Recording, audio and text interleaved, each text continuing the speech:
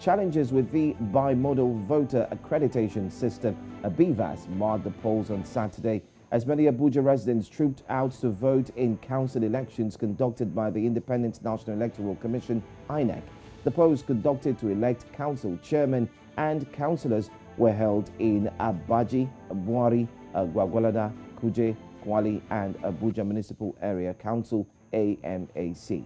But the challenges with BVAS slow down the voting process in many polling units, giving voters cause for concern. Joining us now is our News Central's Abuja Bureau Chief, Amadin. Amadin, can you bring us up to speed with your own observation with the polls that happened or that took place on Saturday?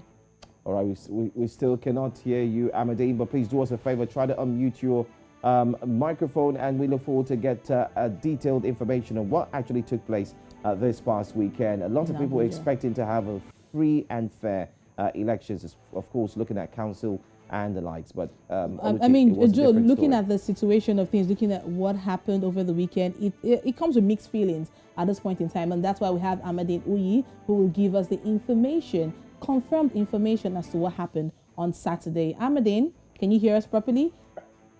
Yes, I can hear you loud and clear, Oluchi and Joe. Beautiful. Can you go ahead and tell us your own observation concerning the polls on Saturday?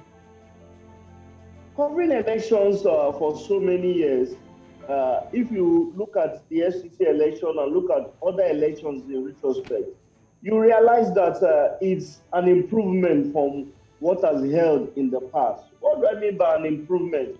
It was relatively peaceful, just we had a few disruptions in one or two places.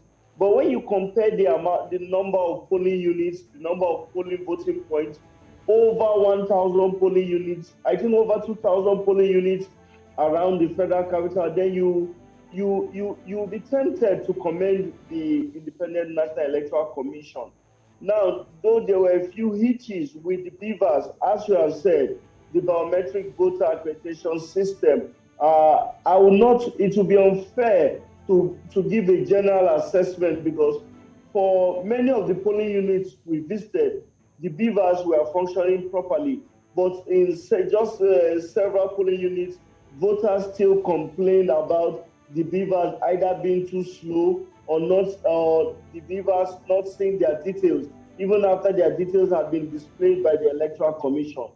But all in all, I think it's the Saturday election is an improvement from what we have seen in the past. All right, Amadin, in most polling units, take for instance in Kuje, Bwari, and of course the Abuja Municipal Area Council, INEC officials were said to have arrived very early with voting materials, but voting still started very late. This is as a result of accreditation challenges. Now, what can you say about INEC's preparedness ahead of 2023? This seems to be like the second litmus test ahead of the grand elections. First and foremost, the BVAS has shown that it is an upgrade from the last technology used by the Independent National Electoral Commission.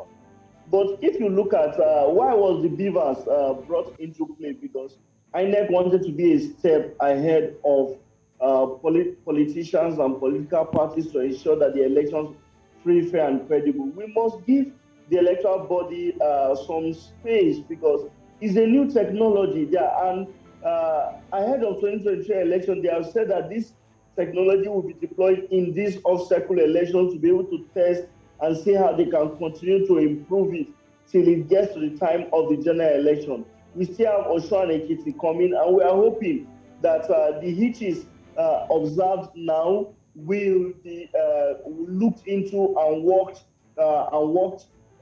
before the general election, which is coming sometime next year.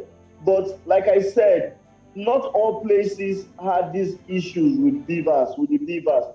There were some places where the hitches caused by the BVAS were very obvious. They tried to delay the polls.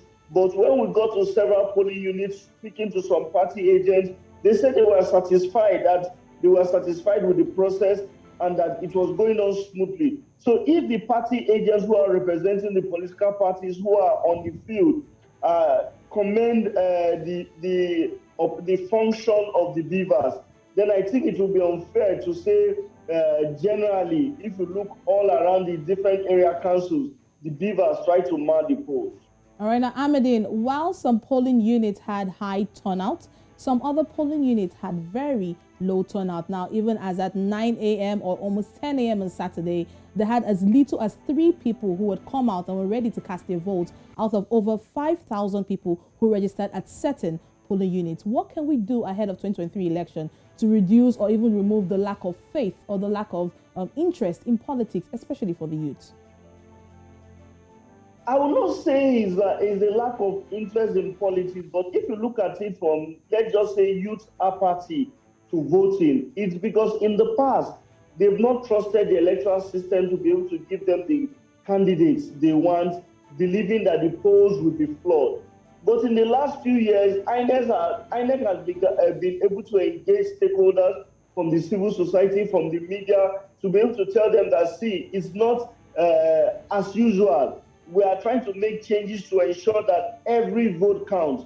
So on that point of voter apathy, it's not just an INEC problem alone. The political parties have to engage in sensitization campaign. The National Orientation Agency, which is the agency saddled with the responsibility by the federal government to lead this charge, also has to improve its campaign. Then we also have to, because Nigerians are very, very committed to faith-based organizations, where they also have to bring on board the religious leaders, pastors, imams, clerics, sultans, whatever, to be able to convince the people that, see, not voting at all is like contributing to the process not working. So it is in everybody's interest to ensure that every youth comes out to do their part. So it's a collective responsibility where every Nigerian, including you and I, by speaking to our wards who have reached the age of voting, to shun whatever they are doing on that day and come and elect their leaders